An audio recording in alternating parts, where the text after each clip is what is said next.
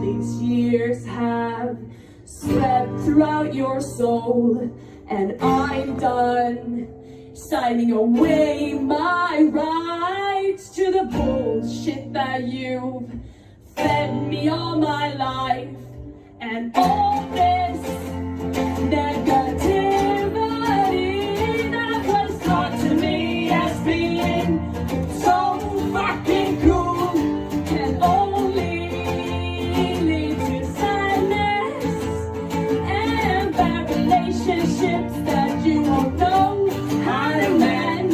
You won't know how to mend.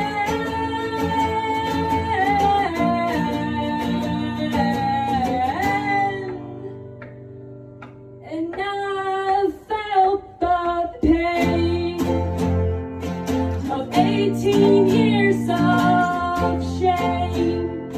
And if I could go back, it's almost if I wanted